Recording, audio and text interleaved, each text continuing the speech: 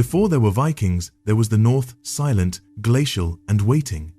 The land itself seemed forged from endurance, fjords cut deep into stone, forests dense and endless, the winters long enough to test the patience of gods. Out of that frozen geography, something began to stir, not yet a nation, not yet a people, but a temperament. Men and women learned early that survival demanded a pact with hardship. Fields were few, the soil was thin, and every harvest could betray them. What they could not grow, they took from the sea.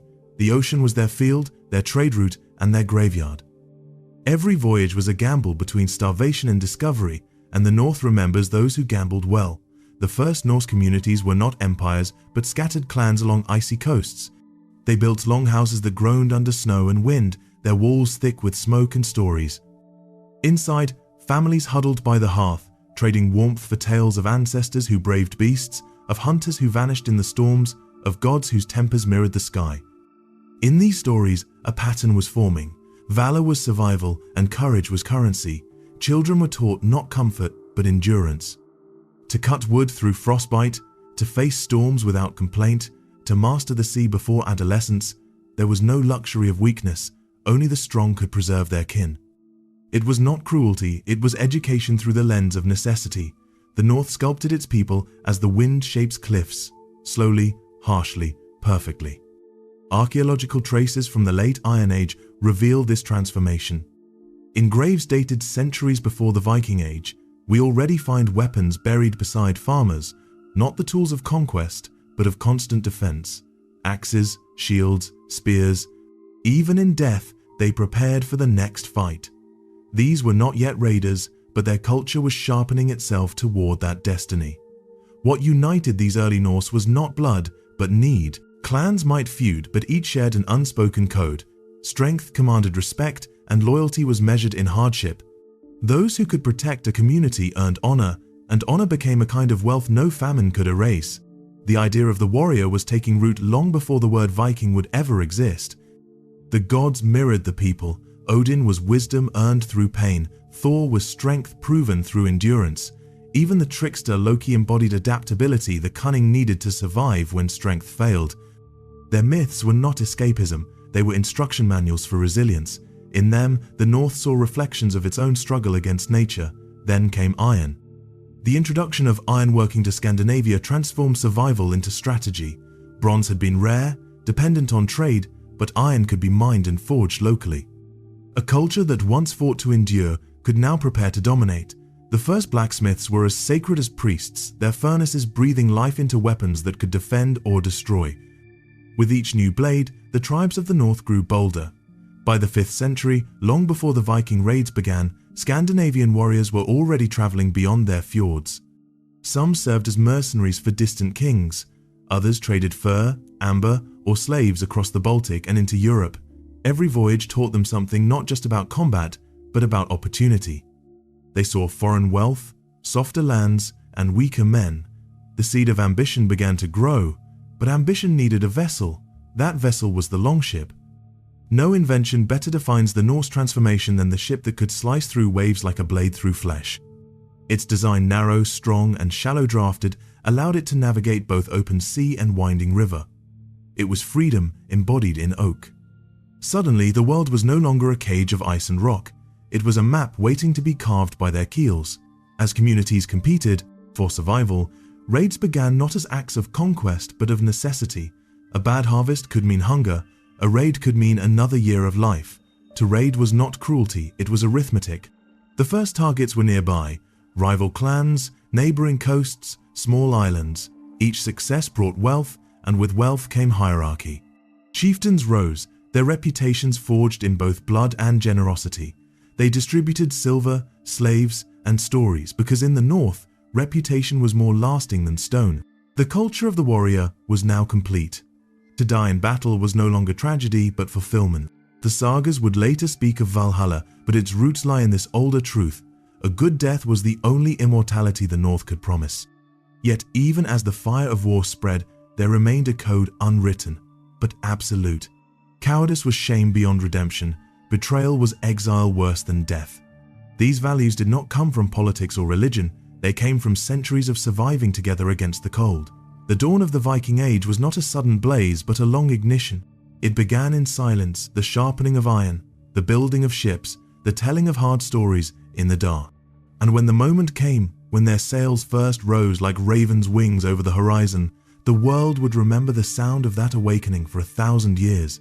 The North was no longer just surviving, it was preparing. Across Norway, Sweden, and Denmark, small tribes hardened into organized societies bound by shared values of strength, loyalty, and vengeance. What had begun as necessity was evolving into ideology. The warrior was not just a protector or hunter, he was the ideal form of humanity, sculpted by the gods and tested by the world. By the 6th century, Scandinavia was divided into petty kingdoms, each ruled by a chieftain, or konungur, whose power depended on his ability to command loyalty and distribute spoils. In these communities, power was never inherited by birth alone, it had to be proven. A leader who failed to feed his followers or defend their honor could be overthrown by his own kin. To rule was to fight endlessly, not only against enemies but against complacency itself. Archaeological finds from this era, weapon hoards buried in lakes, sacrificed war gear in bogs, reveal a culture that worshipped combat. Swords bent before burial, shields offered to the gods, entire ships set aflame as offerings. Each act was symbolic, warfare was sacred, and victory demanded tribute. The gods of the North were not appeased by words, but by deeds. In the villages, boys grew up watching men train with axes and spears, their movements precise, their purpose simple. Strength was never ornamental, it was survival rendered visible. Even in the quiet moments, the air carried the weight of readiness. Farmers became fighters at a moment's notice. Every able hand could grip a weapon. Even the women of the North, often left to manage the homestead when men went to sea, learned resilience equal to their husbands. They guarded land, family, and honor with an intensity that would later echo in the sagas. Honor was the invisible architecture of Norse life. It dictated when to fight, when to forgive, and when to kill. To be insulted publicly and remain silent was a death of reputation, worse than any wound. To avenge an offense restored balance not only to one's name, but to the moral fabric of the clan. Vengeance was not seen as cruelty, but as justice. This logic, cold and precise, made Scandinavian society both stable and brutal. From this code arose the concept of drengskap, the ideal of the true man, brave, loyal, generous, and unflinching. A man of drengskap faced fate with dignity, never begging mercy, never fleeing a fight. His worth was measured not by wealth or lineage, but by courage under trial. Even the poorest could earn glory if he met death well. This ethos had no room for weakness. Cowardice contaminated not only the individual, but the entire bloodline. Sagas written centuries later would preserve these values like fossils in ice, recounting men who faced death laughing, who gave no thought to heaven or hell, only to how their names would sound in another man's mouth. Religion amplified this fatalism. Norse cosmology offered no promise of peace, only struggle. The world itself was born from violence, the slaying of the giant Ymir. Life was the brief calm before Ragnarok, the end of all things, when even gods would die. In such a worldview, fear was useless, fate was fixed, and the only choice a man had was how to meet it. This fatalism gave the Norse a terrible freedom. If destiny was unchangeable, then risk was meaningless. Crossing oceans, raiding kingdoms, or dying with a sword in hand, all were equally fated, and therefore equally glorious. When others saw peril, they saw proof of life. Meanwhile, trade networks grew like veins across the northern seas. Scandinavian merchants sailed to the Baltic, to the British Isles, even to the rivers of what would one day be Russia. They traded amber, furs, and slaves for silver and steel. Each encounter revealed the weaknesses of foreign shores, villages undefended, monasteries full of gold but no warriors. The Norse returned home with not only goods but ideas that would soon ignite into ambition. The longship became the weapon of civilization itself. Its sleek design was perfected by men who understood the sea as a living adversary. Each plank was carved to flex with the waves, each rivet driven with care born of reverence. When sails rose, they filled like lungs, breathing life into a fleet that could strike anywhere and vanish before the enemy gathered courage to respond. Every raid was both test and training. Young warriors learned to read tides, to strike at dawn, to fight in formation and in chaos alike. The sea taught them discipline, and the axe taught them mercy's futility. In these early expeditions, violence was not random, it was ritual. Each strike had purpose, each death a meaning. Even poetry became warfare of another kind. The skalds, poets of the north, sang of victories and vengeance, preserving memory in rhythm and rhyme. Their verses were the newspapers of the age, carrying reputations across coasts faster than any ship. To be forgotten was the truest death, to be sung about was immortality. In time, the warrior code bled into every layer of society. The craftsmen who forged weapons saw themselves as artists serving destiny. Farmers who plowed the earth saw the plow as kin to the spear. The sea itself became an altar cold, infinite, and demanding sacrifice. By the late 700 seconds, all that was left was the spark. The conditions were ready: too many men, too little land, a hunger for honor that peace could not satisfy. When that first sail appeared off the coast of England, it was not an accident, it was inevitability. The raiders who landed at Lindisfarne in 793 did not think of themselves as invaders or barbarians. They were fulfilling the logic of their world. To them, the soft monks and gilded crosses were not sacred, but wasteful symbols of a people who had forgotten how to fight. The North had sent its message to the world. It would not beg, it would not wait, it would take. The warrior culture of Scandinavia was complete. It had evolved from hunger into pride, from survival into identity. What had begun as endurance had become destiny. The tide of the North rolled outward, slow and relentless. Villages that once fought for pasture now built fleets for plunder. The air smelled of salt, pitch, and ambition. Each launch of a longship was a declaration that the Norse no longer saw the world as closed, but open and waiting. Those who boarded the ships were young, often barely men. They carried axes inherited from fathers and charms blessed by mothers. Some sailed to escape hunger, others to earn a name that would outlive them. But once at sea, they were bound by a single rule: loyalty to the man beside them. A Viking crew was a brotherhood forged by hardship. Each man slept, ate, and fought within arm's reach of the next. There was no rank by birth, only by courage. Chieftains led from the prow, not from behind. When a storm broke, all hands bailed water, and when arrows fell, all lifted shields. Survival was democracy in its rawest form, equality through danger. The raids that followed were precise and merciless. The first to fall were the islands and monasteries along Britain's coast.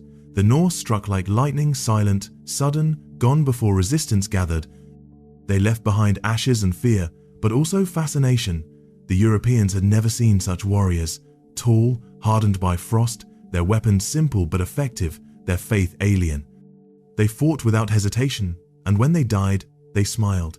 To understand that smile, one must return to their beliefs. Death, to the Norse, was a gate. Those who fell bravely went to Valhalla to fight beside gods until the final battle of the world.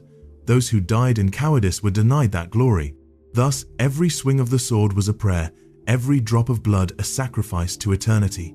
In this theology of courage, the battlefield became the holiest of grounds. To die at home of sickness was shameful. To die with steel in hand was divine. Even enemies respected this creed.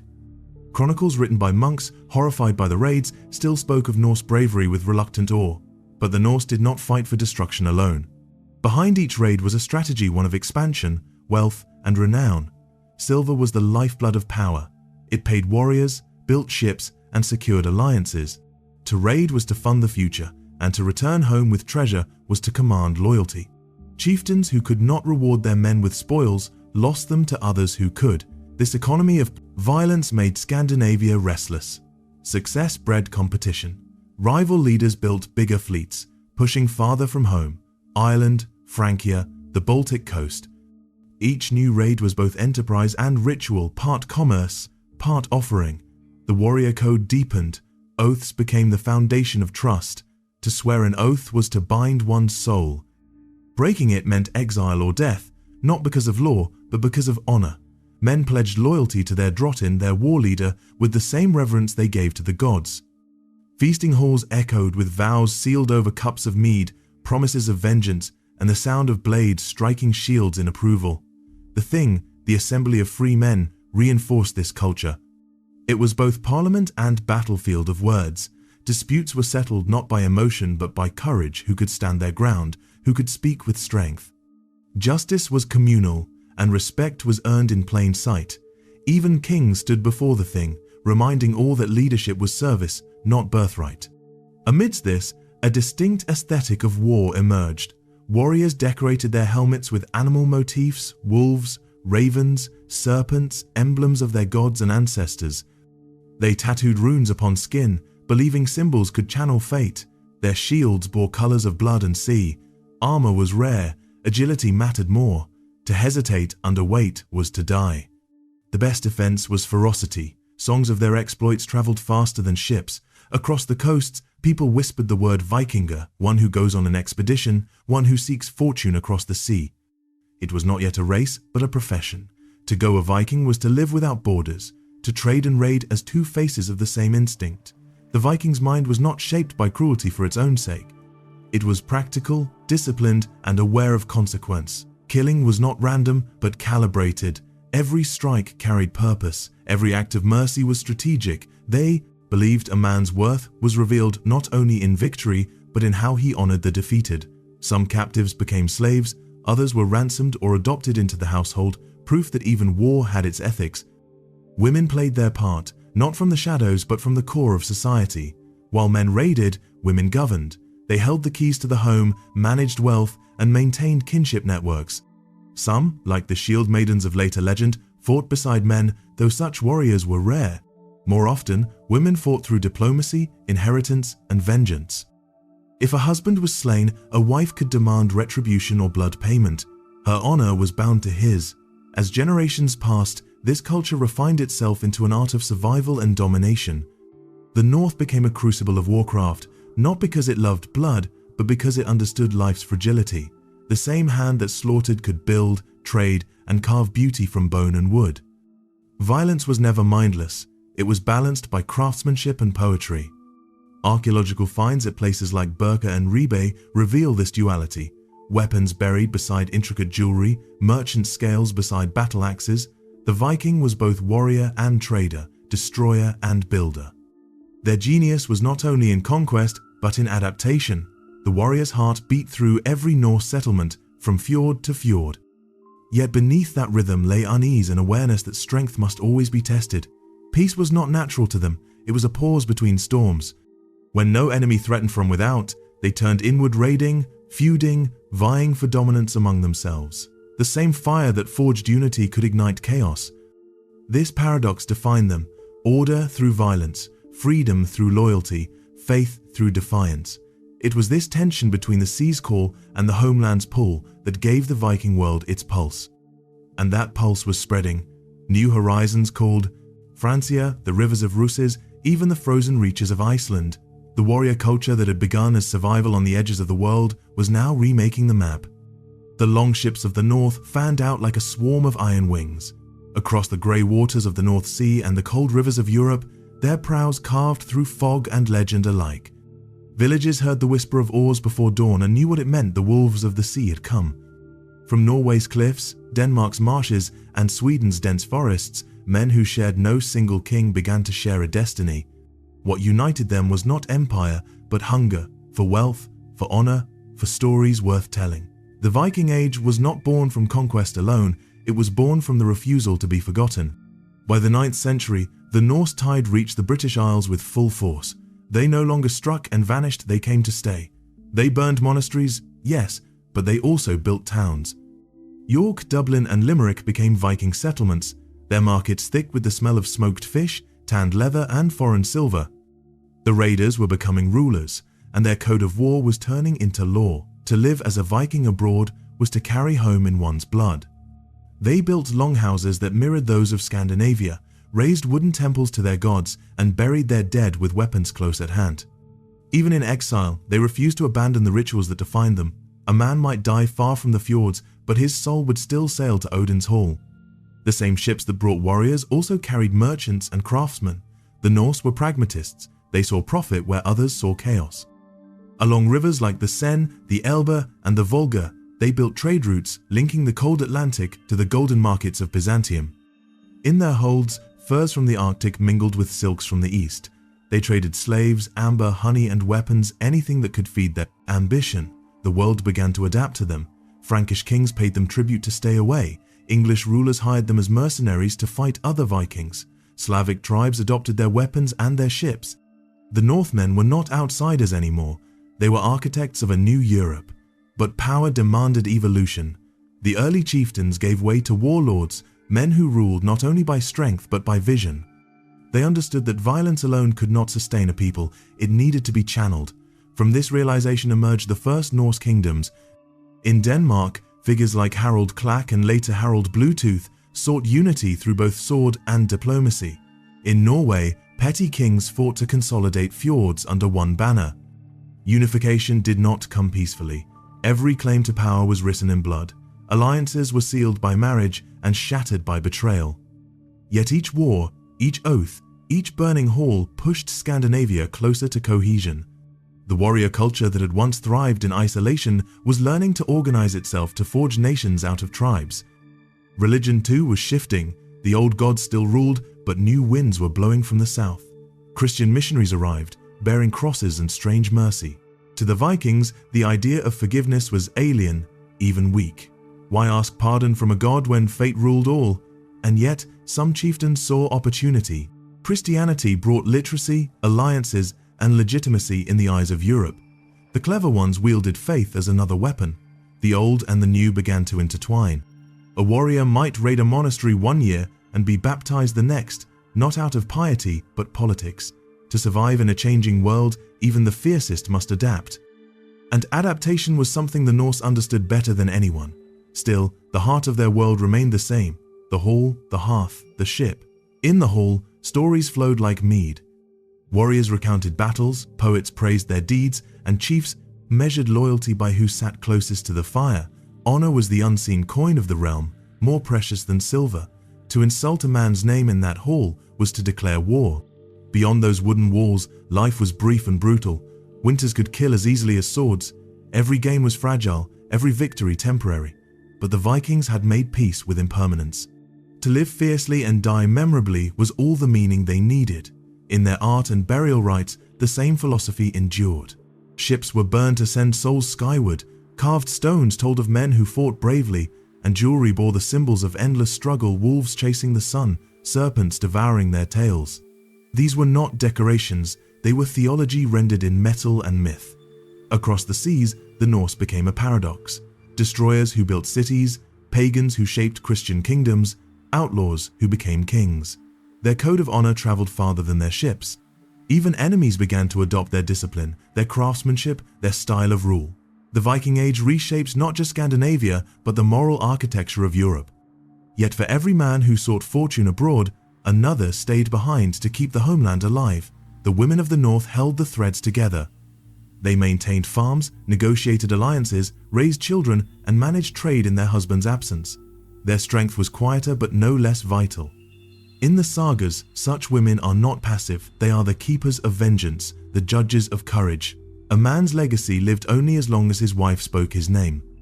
By the late 9th century, the North was changing faster than ever. The warrior spirit had taken root everywhere, in trade, in art, in government. Even peace was now seen through the lens of strength. The age of scattered raiders was ending, the age of kings was beginning, but the price of greatness was blood. Each attempt at unity sparked rebellion, each victory bred envy, and in the long winters that followed, as the fire cracked and the snow fell against wooden walls, the people of the North began to ask a question that would haunt them for centuries. What happens to a warrior culture when it runs out of enemies? The dawn of kingship in the North came not from peace, but from exhaustion. After generations of blood feuds and endless rivalries, the tribes of Scandinavia began to see the cost of their chaos. The same strength that had made them conquerors abroad threatened to devour them at home. What began as a brotherhood of warriors was turning into a battlefield of ambition. To survive themselves, the Norse would have to learn to rule. In Norway, the mountains and fjords had long divided men as much as they protected them. Each valley had its own chieftain, its own laws, its own gods. Yet all were bound by the same spirit, proud, independent, unbending. To unite such men required not charm, but iron. Into this storm stepped Harald Sigurdsson, later called Harald Fairhair. The sagas tell that Harald vowed not to cut or comb his hair until he had conquered all of Norway. Whether legend or truth, the vow captured the essence of the New Age ambition given human form. Harald fought not for plunder, but for permanence. Battle by battle, he forced the chieftains to bend the knee or perish. His unification of Norway in the late 9th century was more than a political act. It was the birth of an idea that the warrior's strength could forge a nation, not just a raid. But kingship was a double-edged sword. Those who refused Harald's rule fled westward, seeking freedom across the sea. They settled in the Orkneys, the Shetlands, the Faroe Islands, and farther still to Iceland. There, on volcanic soil, they built a new society that mirrored the old, fierce, independent, governed by law but not by kings. It was a republic of farmers and warriors, a land where the sword still had a place beside the plough. In Denmark, the story was different. The Danes had long been the most organized of the northern peoples, their lands flatter, their trade routes richer. Here, unity came through commerce as much as conquest. Kings like Gorm the Old and his son Harald Bluetooth blended the old warrior ethos with new systems of governance. They built ring fortresses, raised monuments, and minted coins bearing their names. These were not mere raiders, they were architects of a civilization emerging from the shadow of myth. Harald Bluetooth's rule marked a turning point. He famously declared that he had made the Danes Christian, though the truth was more complex. Christianity spread not through revelation but through calculation. The cross was a symbol that opened doors across Europe to trade, to alliances, to recognition. But beneath the churches, the old gods lingered. Odin's ravens still watched from carved beams, and Thor's hammer still hung from the necks of warriors who feared no priest. The warrior code, now centuries old, adapted to this new reality. Loyalty was still sacred, but its expression shifted. No longer bound only to the chieftain or clan, men now swore allegiance to the crown. Yet the values that defined them, courage, vengeance, endurance, remained untouched. The kings of the north ruled not by divine right, but by the respect of warriors who would follow them into hell only if they deemed them worthy. Across the sea, the Viking diaspora was shaping worlds of its own. In England, Norsemen carved out kingdoms, the Danelaw ruled by their own customs, where Norse law and English life mingled. They brought with them the structure of the thing, the assembly of free men, and infused Anglo-Saxon governance with a sharper edge. In Ireland, Viking towns became the beating heart of trade. In the east, Swedish adventurers, the Varangians, sailed down rivers to the Black Sea, founding routes that would birth the state of Rus. Everywhere they went, the Norse carried their psalm, paradox, builders and destroyers, pagans and kings. The same men who set fire to cities would later fortify them. The same hands that gripped axes would carve runestones to honor fallen kin. The warrior culture of Scandinavia had matured. Violence had not vanished, it had been refined, ritualized, and directed. In this new age, war was no longer a seasonal act but an instrument of policy. Kings launched campaigns not for plunder but for tribute, territory, and reputation. Armies became larger, ships faster, weapons more sophisticated. The longship evolved into the dragon ship, adorned with carved prows meant to terrify both man and spirit. Its appearance on the horizon was not just a threat, it was a statement. The king commands the sea. But with greatness came fragility. As Norse rulers expanded their reach, they encountered powers older and richer, the Franks, the English, the Byzantines. The Northmen had always fought with ferocity, but now they faced organized states with armies, fortifications, and faiths that would not bend easily. To survive among them, the Vikings had to become more than warriors. They had to become statesmen. This transformation was gradual, uneasy. The old and the new clashed constantly. In the halls of kings, Christian prayers mingled with pagan toasts. Crosses were carved beside runes. A warrior might fight under a holy banner by day and sacrifice to Odin by night. Identity itself was becoming a weapon wielded by those clever enough to balance two worlds. The sagas record this as an age of both glory and mourning. The men who once roamed freely now swore to crowns and causes. Some called it progress, others betrayal. Yet even as kingdoms formed and faiths changed, the spirit of the Viking warrior, that defiant spark born in the cold dawn of the north, refused to die. Every king knew that his throne stood upon the bones of men who believed that courage was worth more than comfort, and that death, faced honorably, was no enemy. The age of kings had dawned, but with it came the slow setting of the old gods. For centuries, Odin, Thor, and Frey had ruled the hearts of the north. Their names had been whispered over newborns, carved into wood and bone, shouted into the wind before battle. Yet by the 10th century, a quiet storm of change was sweeping through the fjords and forests. The hammer and the cross stood side by side, and for the first time, the people of the north had to choose.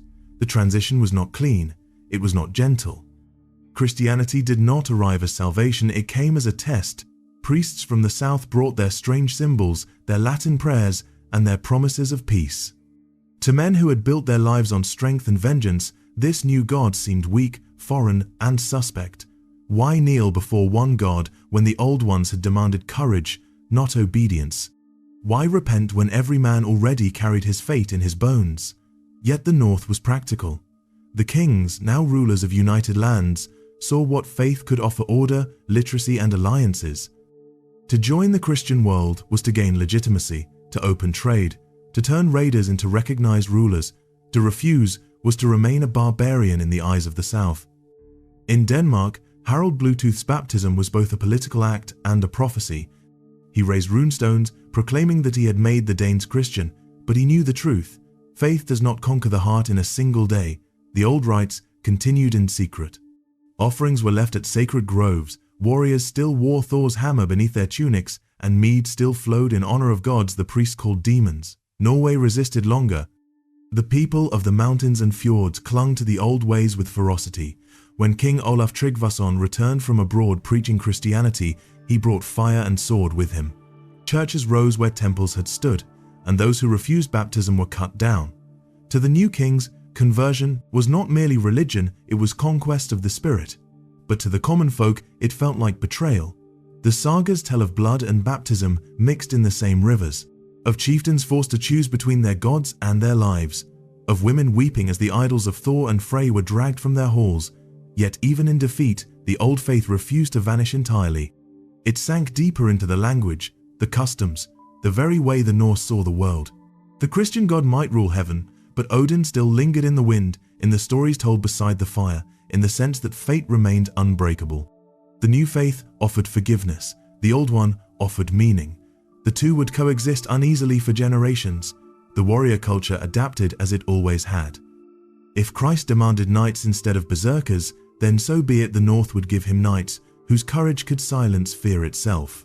The sword was now wielded not in the name of Odin, but in the name of kings who served both God and ambition. The transformation was cosmetic more than spiritual. The heart of the warrior remained the same. The change in religion did not soften the North, it refined it. The same men who once burned monasteries now built cathedrals, their spires rising where longhouses once stood. The same shipwrights who had crafted dragon-proud longships now built vessels for pilgrimage and trade. Yet behind the hymns and the Latin prayers, the pulse of the Old North beat on, steady, fierce, and unrepentant. By the dawn of the 11th century, Scandinavia was no longer an outlier. It was part of Europe. Its kings corresponded with popes and emperors. Its warriors fought not as raiders but as mercenaries, bodyguards, and conquerors in foreign courts. The Varangian Guard in Byzantium, elite Norse warriors sworn to the emperor, became a living symbol of what the North had become. Faithful, loyal, deadly. Even in foreign lands, they kept their code. They swore oaths on their weapons, sang their own songs, and carved their runes into the marble walls of Constantinople. Back home, the memory of the Viking Age was already turning into legend. The sagas began to take shape, stories of gods and men, of heroes who defied fate, of women who matched their courage, of ships that crossed endless seas. These tales were not nostalgia, they were defiance against forgetting. To remember was to keep the spirit alive, yet something had changed irrevocably. The chaos that had once defined them had been replaced by order, the freedom of the seas replaced by the discipline of kingdoms. The North had traded its wild heart for stability, and stability, though it built monuments, always dulls the blade. Still, even as the fire dimmed, it did not die. The Norse continued to shape the world far beyond their frozen homeland. In England, Canute the Great, a Danish king, ruled over a North Sea empire that stretched from Scandinavia to Britain. His reign proved what centuries of struggle had built: a people capable of ruling, not just raiding. But every empire carries the seed of its own twilight. The more the Norse became kings, the more they forgot what had made them unconquerable. Comfort replaced hunger, diplomacy softened their edges. The longships were docked, the swords polished for ceremony rather than battle, and in the quiet halls of their stone churches, the echoes of the old chants still lingered, waiting. The Viking world was fading, not destroyed, but transformed. The warrior culture that had risen from frost and famine had forged kingdoms, reshaped faiths, and carved its name into the bones of Europe. But history, like the sea, is never still. The waves that had once carried them to glory were now returning to shore. Still, in every Scandinavian soul, something ancient remained, a whisper of the wind in pine forests, the gleam of iron under winter light, the unspoken certainty that courage, not comfort, is the truest and measure of a man. The age of expansion had ended, but its echo still thundered across Europe. Though the longships no longer darkened foreign shores, the mark of the North remained etched into every coastline they had touched. The Norse had reshaped more than kingdoms, they had reshaped identity itself. Their legacy was not only in blood and conquest, but in the endurance of spirit, the quiet conviction that strength was sacred. In the North, generations born after the great raids inherited a changed world. The halls still stood, the fires still burned, but the songs were now of ancestors, not of deeds to come. The sagas became their scripture, not of gods and miracles, but of courage and consequence. These stories did what no empire could. They made memory eternal. The warrior code had not died with the raids, it had evolved. Where once it demanded the clash of steel, now it demanded endurance in new forms, toil, leadership, mastery of craft. Farmers plowing frozen earth still honored the old virtue. Never falter, never flee. The fisherman who braved storms carried the same heart as the raider who once crossed oceans. The context changed, the creed did not. Even as Christianity took firmer hold, the Norse soul refused to be entirely tamed. The sermon spoke of humility, but the people of the North still measured worth in courage. Priests might preach forgiveness, but vengeance was still whispered as justice in the darker corners of longhouses.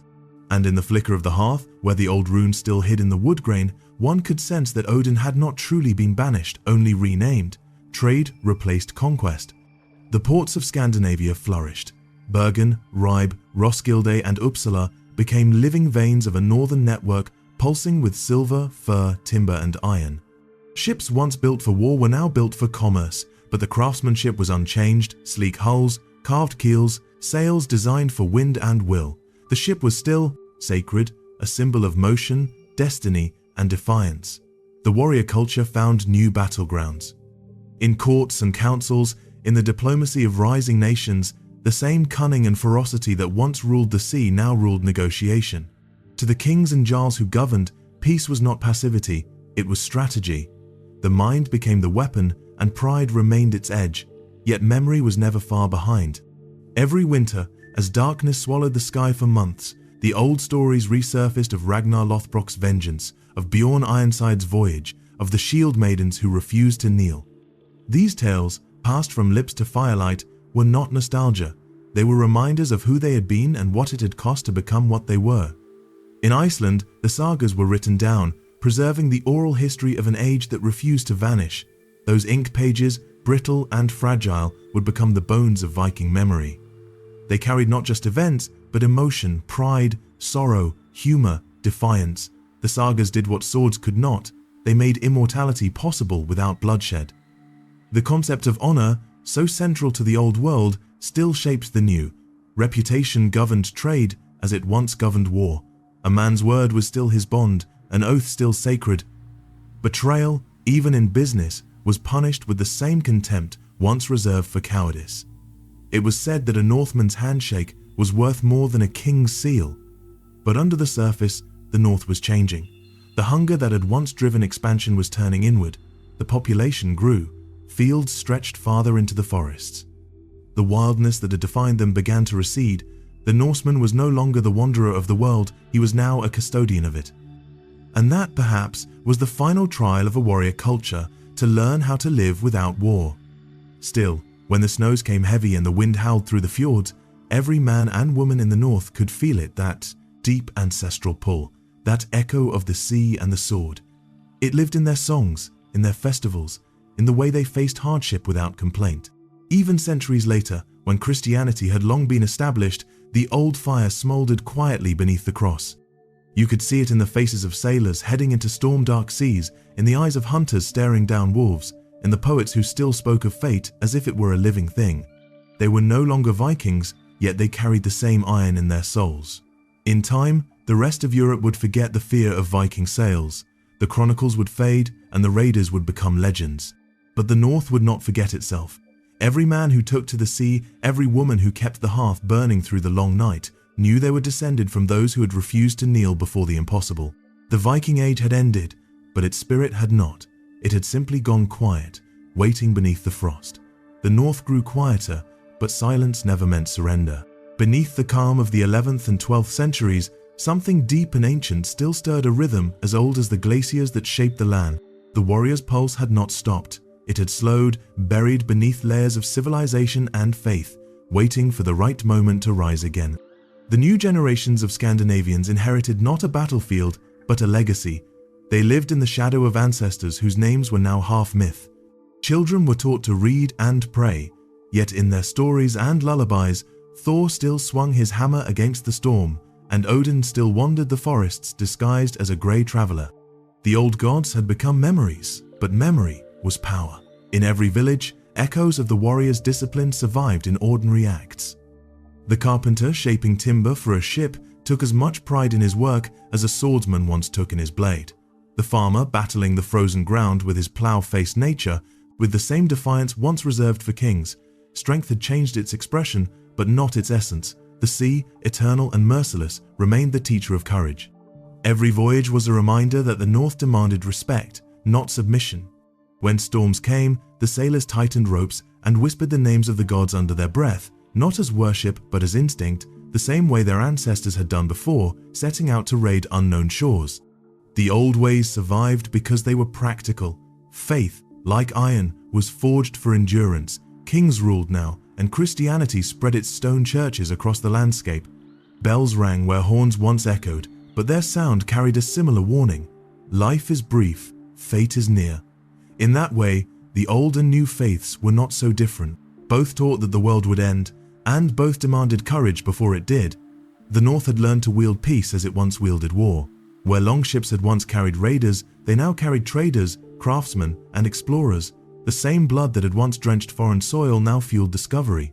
Norse sailors ventured farther west, reaching Greenland and Vinland lands across the unknown ocean. Even as Europe forgot how to navigate by stars, the descendants of Vikings still followed the sun and the wind as if compelled by ancestral memory. But the warrior spirit could not vanish entirely, for it was woven into the rhythm of life. When kingdoms quarreled, when borders shifted, when foreign armies came north, the call to arms was answered as it had always been. Farmers laid down plows for swords, fishermen became sailors of war. The transition was seamless, as if centuries of peace had been nothing more than the pause between battles. This resilience was the true inheritance of the Viking Age. It was not the lust for plunder nor the glory of conquest, but the refusal to yield. The Northman's strength lay not only in his arm, but in his endurance, the ability to outlast both his enemies and his hardships. In the 12th century, Iceland's poets still composed verses in the old-style alliteration, rhythm, the hammering cadence of memory. They recited tales of heroes who faced death without fear, of women who commanded destiny, of kings who traded their crowns for honor. The sagas did not glorify perfection, they glorified perseverance. To fall and rise again, that was the true victory. Even as the rest of Europe wrapped itself in ceremony and hierarchy, the North kept a streak of wild equality. The Thing, the assembly of free men, continued to meet. Decisions were made in open air, under grey skies, where every voice had weight. This tradition, born in the age of clans and raids, endured as proof that freedom, like courage, was sacred. In their art and architecture, one can still trace the memory of that duality, the balance between ferocity and beauty. Churches carved from wood bore dragons on their eaves. Crosses entwined with serpents, knots without end. The craftsmen who built them were Christian, yet their hands remembered pagan forms. The dragon and the cross shared the same beam, as if the two worlds had made peace at last. To outsiders, the North seemed tamed, no longer the terror of the seas, no longer the howling scourge of kingdoms. But within its people, the warrior's silence was not weakness, it was discipline. They no longer needed to prove their power to the world already bore their mark. And yet, when the winter nights stretched long and the stars burned cold, the people still told stories of the dawn of the time when men lived by the sword, when gods walked among them, when ships cut through mist and history alike. In those moments, by firelight, the distance between past and present vanished. The North had become both ancient and eternal. Its warriors had laid down their arms, but their courage remained the cornerstone of identity. They had turned from conquerors into keepers, guardians of a heritage written in iron, stone, and song. And though the sails no longer blackened the horizon, the spirit of the Viking, that unyielding defiance of fate, still whispered across the cold seas. For in the north, courage never dies, it only changes its form. Centuries had passed since the last Viking sails vanished beyond the horizon, yet the spirit that had once driven them still haunted the north like a pulse beneath the ice. The world had changed, kingdoms had risen, faith had shifted, and the roar of conquest had quieted into the murmur of civilization, but something primal endured. It lived in the land itself, in the way the wind spoke through the pines, in the silence before a storm. The descendants of warriors had become farmers, merchants, and poets, but in their eyes burned the same defiance that once terrified empires. The culture of the North had outlived its weapons. It had turned its fury inward, shaping art, law, and identity from the raw material of its past. What began as a warrior society had become a civilization of strength tempered by restraint. In every village stood reminders of what had been. Runestones dotted the landscape, granite voices speaking across 1,000 years. Their inscriptions were not boasts of conquest, but promises of remembrance. He was brave. She was wise. They lived well. These words, carved deep into stone, carried the same weight as any sword. They told future generations that the true victory was not survival, but significance. The sagas continued to spread, carried by scholars and skalds. Written in the plain, stark language of the North, they refused to romanticize. Their heroes were flawed, their fates cruel, their courage unflinching. In them, the old warrior code survived, transformed into moral instruction. They taught that honor is not given but earned, that fate spares no man, and that legacy is built not by triumph alone, but by endurance through loss. The Christian world, too, absorbed this influence. The northern interpretation of faith was never submissive. Their God was not a gentle shepherd, but a stern judge of deeds. The North prayed with the same intensity with which it once fought, and even in devotion, pride remained. The saints of Scandinavia were not meek martyrs, but kings and queens who ruled with iron and mercy alike. The sea remained their mirror. Every generation was drawn to it not only for trade, but for meaning. Fishermen whispered to the waves as their ancestors had. Mariners traced the stars and currents with an instinct born of centuries. The ocean had always been the North's greatest teacher. It demanded courage, punished arrogance, and rewarded those who endured. In their ships, now built for commerce and exploration, one could still see the bones of the longship. The same curves, the same craftsmanship, the same reverence for balance between strength and grace. Even the sound of the hammer striking wood carried echoes of the old forges that once shaped swords and shields.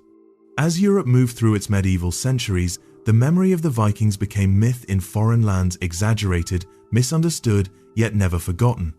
In the monasteries they once burned, monks now copied their sagas. In the courts of kings, the tales of Norse bravery were retold as both warning and wonder. The barbarian of the past had become the ancestor of a noble lineage. Back in Scandinavia, the people themselves began to see their ancestors differently. They were no longer raiders or pagans in their own eyes, but founders. Their violence was the chaos from which civilization was born. The warrior culture had not ended. It had evolved into a philosophy, one that honored courage, independence, and the sanctity of the will. It was in this age that the North began to forge a new identity, not as conquerors, but as stewards of endurance. Their lands remained harsh, their winters long, but now these hardships were embraced as proof of worth. A man was not measured by conquest anymore, but by how well he could endure the cold, the dark, and the weight of silence. Even their art spoke this language of restraint. Where others filled their cathedrals with color and excess, the North carved simplicity into its wood and stone. The beauty was in the discipline, in the precision, in the quiet strength that required no ornament. Every object from a drinking horn to a doorway carried the same spirit that once guided the blade, form and purpose, balanced. And always there remained the awareness of fate. The idea that every man walked a thread spun long before his birth. This fatalism did not breed despair, it bred composure. To accept fate was not to surrender, it was to master fear. The North had learned, across centuries, that courage was not noise or rage, but the calm acceptance of the inevitable. Thus, the old warrior culture became something greater, a philosophy of endurance carved into generations. Its weapons had become words, its raids had become voyages of trade and exploration, its battles internal rather than external. Yet the essence remained unchanged, the refusal to kneel, the insistence on facing the storm rather than waiting for it to pass. The spirit that had once sent ships across the sea now sent ideas across centuries. In the quiet resolve of the modern North, in its stoic dignity, in its reverence for nature and for hardship, one can still hear the echo of that ancient creed. The Viking spirit had never truly died. It had only gone silent, biding its time in the frost, the stone, and the blood of those who still called the North home. The North remembers. Even when centuries bury its bones and frost covers its memory, it remembers. It remembers not in monuments or crowns, but in the character of its people, in the quiet, unshaken resolve that has outlasted empires. The story of how Scandinavia became a warrior culture was never about conquest alone. It was about transformation, the long, cold alchemy that turns survival into identity. When winter comes, it still tests the North as it did 1,000 years ago. The wind over the fjord still howls with the same hunger, the forests still whisper of ancient things. And in every generation, there are those who feel it that pull toward endurance, that fascination with the harsh and the beautiful, that need to prove oneself against something greater. It is not nostalgia, it is inheritance. To the Viking, life was never meant to be easy. It was meant to be worthy.